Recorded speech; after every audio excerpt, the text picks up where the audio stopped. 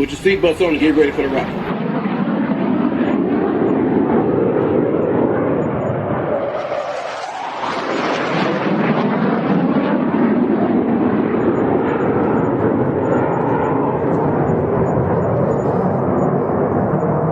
We're the freaking New York Jets, so we're built for this shit.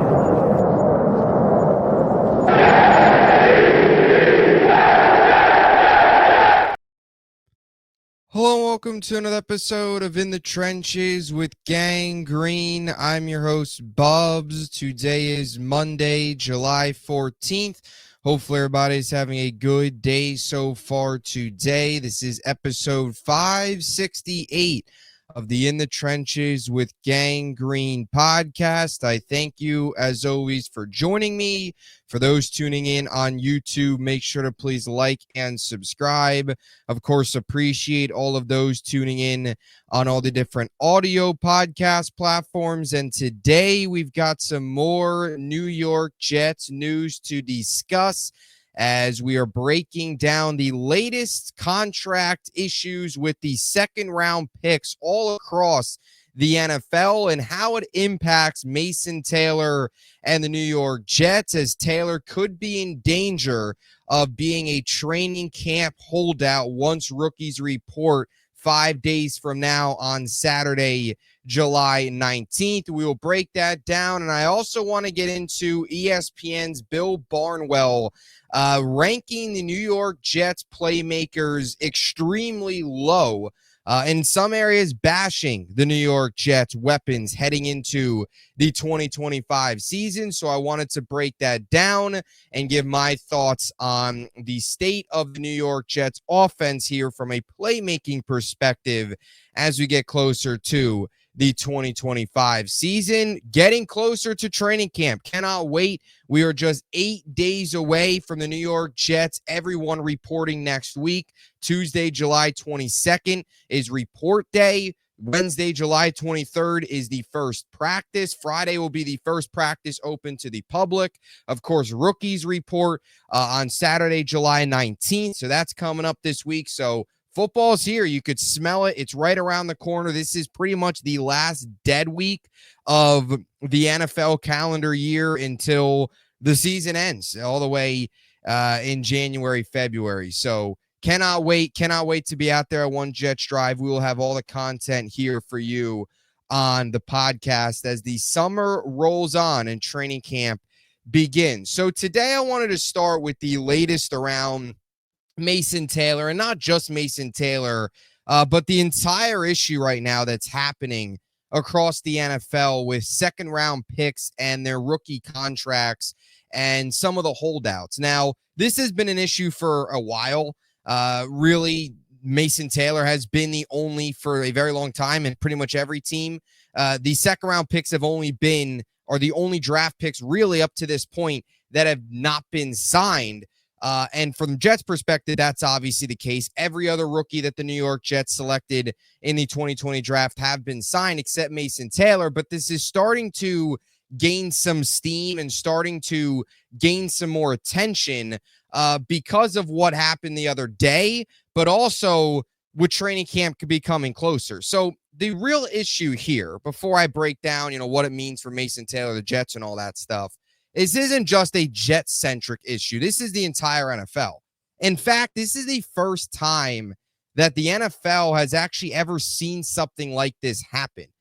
There has never been a second-round pick that has received fully guaranteed money. And that's the issue. The core of this all is with two teams. So 30 of 32 teams have not signed their second-round picks. And this is a result of Jaden Higgins from the Texans, who really started this all, signed a fully guaranteed contract, who was the 34th overall pick, second pick in round 2, of course, out of Iowa State, a receiver. He got a fully guaranteed contract, the first second-round pick ever to get that, right? This is the first time we have ever seen this happen. And then shortly after that, Carson Schlesinger from the Browns, linebacker they selected with the first pick in the second round, also signed a fully guaranteed contract. So the only two teams to sign their second round pick so far were the Texans and the Browns. So out of all 32 second-round picks, only 30 of them, or only 2 of them are signed and ready to go for training camp, and the other 30 are, one of them's already holding out, but the other 30 potentially are preparing to hold out if there isn't a solution that happens here before training camp reports and training camp begins.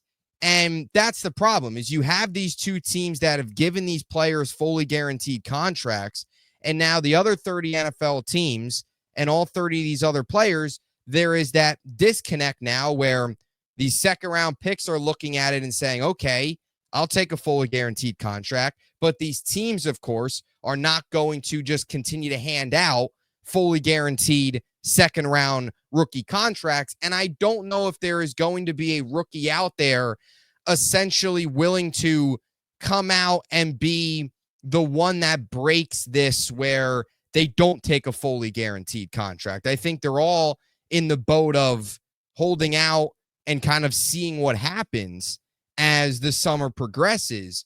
But the reason this is such a story now and becoming more of a story is we have now seen the first second-round pick hold out, Trey Harris of the Chargers. Chargers, of course, reported earlier they'll be in the Hall of Fame game on July 31st. So rookies reported for the Chargers this weekend. Trey Harris is holding out.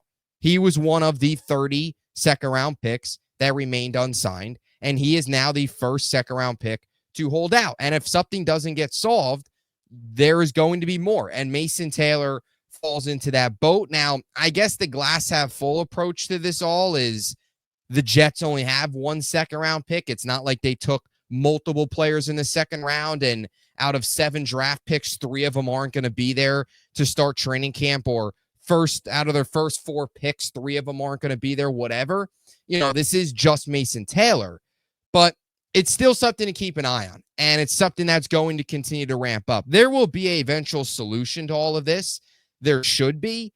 It's really a matter of, though, when that happens. Is this something that happens early in training camp where maybe we get a solution as early as this week before all teams report, during this weekend and into next week, most importantly, once the rookies report, because that's when you'll get the holdout news if Taylor doesn't report on Saturday when rookies are supposed to. Is this something that there's a solution this week? Is this something that has a solution next week? Is it something that, how long is it going to take? Is it really long where we're sitting here in August and there's still 30 second-round picks holding out? That's the big question. And you just hope it doesn't get to that point, especially from the Jets' perspective, because that's really the angle we've got to take to this. Training camp's important for any rookie, but Mason Taylor included. You look at this Jets tight end room, you look at this Jets roster as a whole right now, Mason Taylor is going to be relied on in a very big way. We'll get to the Jets playmakers here in a second when we react to Bill Barnwell's article on ESPN ranking them pretty low from a playmaking perspective in the NFL. Mason Taylor comes in as a rookie and is joining a tight end room that has a lot of question marks behind him, and he is going to be a key piece of this offense. We talked about him the other day, talking, during the offseason in an interview that he did a little while ago, just about Tanner Engstrand and the plan they have for the tight ends and how they're going to use the tight ends. I've said this many times. Mason Taylor, I view as probably this team's 3rd most targeted pass catcher. I think you're going to look at the spread and say it's going to be Garrett Wilson, Breece Hall, and then Mason Taylor, and then your wide receiver too. That's kind of how it's been done in Detroit. That's Tanner Engstrand's background. And I just think the way the Jets are shaping up this offense to be, I think that's probably one of the more realistic possibilities, assuming everything goes as planned and everybody stays healthy. And in order for Mason Taylor to be a productive player, any rookie, but especially a guy that's going to come in as a day one starter and play a key role on a team that is going to need guys to step up on the offensive side of the football outside of just Garrett Wilson from a pass catching perspective, he's got to be there for training camp. Training camp is huge for him. It's important. Learning the system, building chemistry with Justin Fields, right? Doing all of those different things. Preseason games as well are going to be massive. Joint practices all of the little things. Taylor, I thought, had a good offseason. I thought he did a good job in OTAs. I thought he had a nice productive minicamp. I think everything we heard, it was a productive start for Mason Taylor. A lot to go, a long ways to go still, but a good start. And being there for training camp is important, and you don't want him to miss a ton of time, especially with a quarterback being a quarterback that's new as well. He's still learning the system. Brand new offensive coordinator. You've got to come in and learn that. He's got to come in as well and just grow on his own. Inline blocking. All of those different things. So for a rookie, you don't want him to miss any time. And if he does miss time, you hope it's not much. But it's definitely something to keep an eye on for the Jets and Mason Taylor and everybody else. You know, who bends first? How does this all end with these second-round picks? And this is becoming such a story now because we're getting closer, and now you're seeing Trey Harris with the Chargers hold out, and it's kind of becoming real now. Like, we might have here in a couple days 30 draft picks not be there for the start of training camp, one of those being Mason Taylor, and you hope there's a solution there in the near future, coming very soon. Ideally, there's a solution this week. We'll see. How does it all end? That's the big question that we're waiting to get the answer on. So that's the Mason Taylor and the second round draft pick situation across the NFL. Something the league has never seen before. That's the unfortunate and just crazy part of this. This has never been something that has happened. And here we are, it's happening. So very odd and unfortunate situation that hopefully gets resolved. Now, I want to move on here to ESPN. Every year they break down, you know, as we get closer to training camp, rosters across the NFL. And Bill Barnwell every single year puts together his best wide receiver, tight end, and running back groups for 2025. So essentially ranking every team's supporting cast, every team's is playmakers. Who has the best supporting cast around their quarterback? Who has the best receivers, tight ends, running backs, all that good stuff. And the New York Jets were ranked pretty low. 27th, they came in this year on Bill Barnwell's list. For those who are interested, they only ranked ahead of the Tennessee Titans, the Carolina Panthers, the New England Patriots, the Cleveland Browns, and it's funny enough, the Buffalo Bills. But the Bills, of course, Josh Allen, he elevates guys around him. They're a team that last year they were 24th. This year they're 28th. Still going to find ways to win games. Jets there at 27th. Couple teams in front of the Jets, Giants at 26th, and the Bears at 25th. So that's the group of teams there that the New York Jets are in. For those who are interested, last year they were 12th, and the year before that in 2023, they came in at 22nd. I think the first thing you look at it and say, oh, last year they were 12th. They were getting hyped up. They finished with 5 wins. This year they're 27th. Maybe it's kind of the opposite. You come in not feeling great about the group, and you know, you turn around and you get some surprising play from a guy like Tyler Johnson, or you get somebody like one of these younger players who really emerge in this offense. But I think mostly this is a pretty fair and understandable ranking for where the New York Jets stand right now going into the 2025 season from a supporting cast around Justin Fields' perspective, right? There's a lot of unknowns. There are a few guys that you know what you're going to get out of. Really one main one in Garrett Wilson, right? People still want to see what Breece Hall does in a bounce back. I think Breece Hall is going to have a big year, but there is still some in the fan base that want to see him go out there and do it after what was a really disappointing 2024 season for him. I believe in Breece Hall a lot, and Garrett Wilson has been the most consistent player on this offense for 3 years in a row since entering the league, even though there's been so many missing or turning just different pieces, I should say, around him, most notably, of course, at the quarterback. And I think that's the biggest thing with the Jets playmakers and the biggest thing with this Jets supporting cast. The unknown is Garrett Wilson has another big year. Breece Hall, let's say, has a big year, but the unknowns, if they don't play up to their potential, then you're going to have struggles. If nobody emerges behind Garrett Wilson, if you have a guy in Mason Taylor as a rookie who maybe struggles more so than we expect and goes through more growing pains than we expect as a rookie.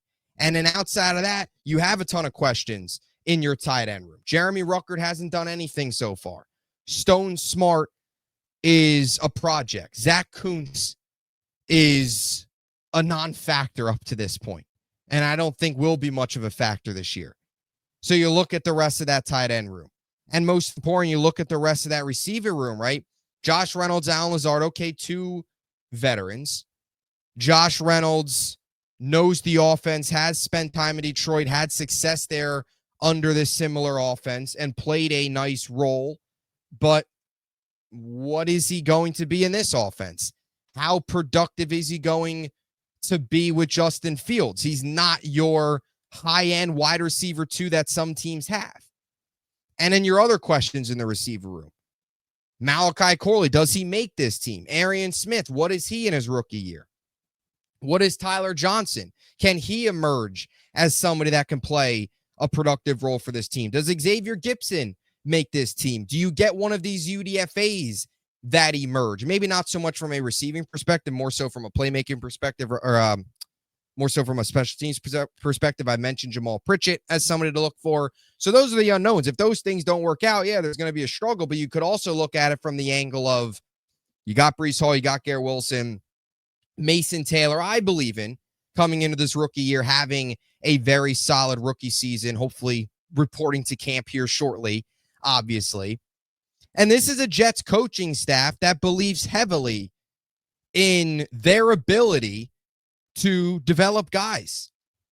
And I think that's why you look at the way this receiving core is structured.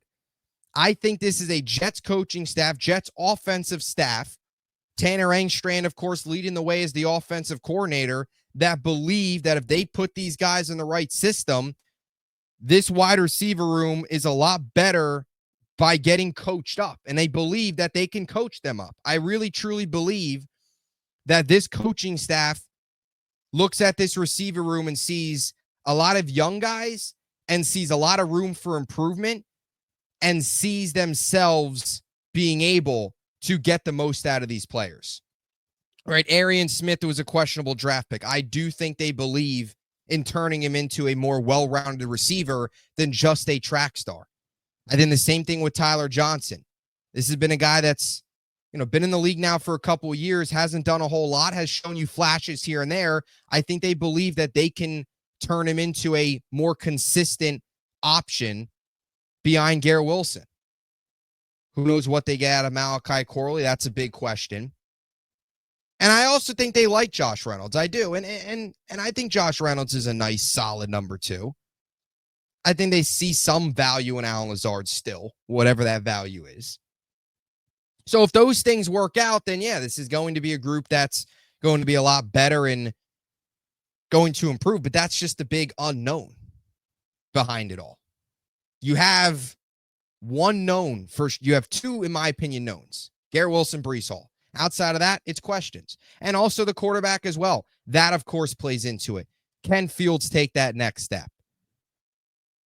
Breece Hall and the right running back room. If Breece Hall's right and you get a big number 2 year out of Braylon Allen, Isaiah Davis emerges potentially.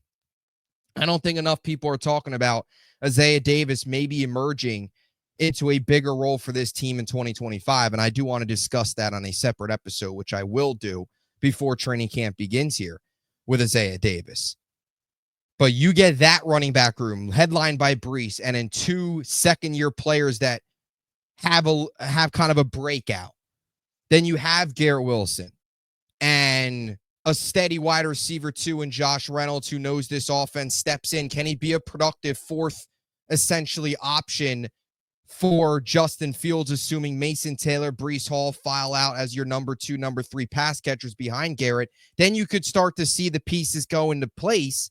And that's where this team's going to have some success, right? Ground and pound, run first identity behind a very good offensive line. Let Fields do his things with his legs and then hopefully elevate his ability with his arm. And that's where hopefully you get some of these receivers playing up to a higher level than they've already played to, that they've played to so far behind Garrett Wilson. Right, and that's the big thing. But I think 27th, it's understandable why they're so low. Because there's so many of those unknowns. And there's an unknown at quarterback in a way as well. Like, is Fields going to take the next step, or is he going to be the Justin Fields we've seen throughout his career, which is right? Not a great passer, good with his legs, but not enough. That's another big factor that really isn't thrown into this because it's just running backs, receivers, of course, tight ends. But you also hope can Fields elevate some of these guys. That's another thing to play into this conversation. And if he can, like if Fields can go out there, and I've talked about this a couple times in terms of like a Justin Fields projection, if he can go out there and give you, let's say, a 3,000 plus yard season of 22 passing touchdowns and 8 or 9 rushing touchdowns, eclipse, 30 total touchdowns and high 3s, low 4,000 total yards. If he can do that, then that means the weapons are good, right, around him. And that means that this offense is going to find ways to have some success coming up here in 2025 under this new look offense, this new identity. So that's my thoughts on the New York Jets being ranked 27th. And I'll say it again. And I've said this many times. This is just going based off of the way we feel as Jet fans, right? Last year, we were, and this is why you have to take these analysts sometimes with a grain of salt, because last year the Jets were ranked 12th in the NFL in supporting cast, right? And that ended in 5 wins.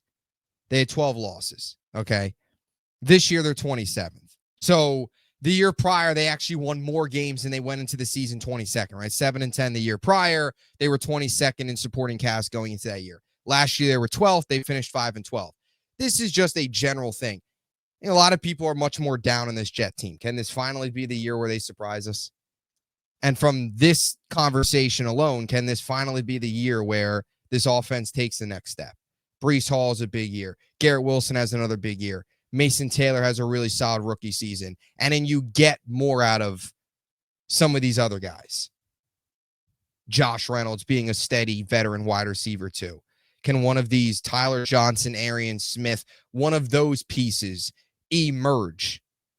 Heck, Malachi Corley. I don't have very high expectations. I don't think there's a guarantee he makes the roster, but you get what I'm saying. One of these guys in a new system, new coaching staff, takes their game to another level. And that's the big question. And that's the big unknown. So those are my thoughts there. So let me know what you think in the comment section down below.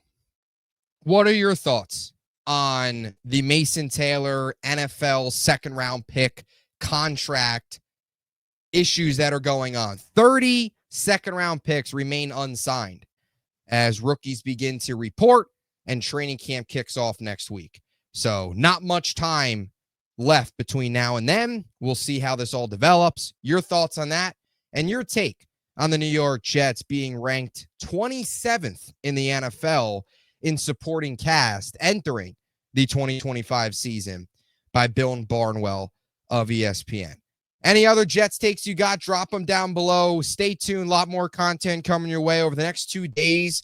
We'll have our Jets offense and defensive breakout candidates. I always enjoy doing those episodes. We did it last year. We'll do it again over these next 2 days. I always like to do it the week before training camp, right before things get kicked off. So stay tuned for that and any other news that comes out. Sauce Gardner extension, we'll see. Anything else, we'll be here talking about it all. So stay tuned. Appreciate the support. And until next time, JETS, Jets, Jets, Jets.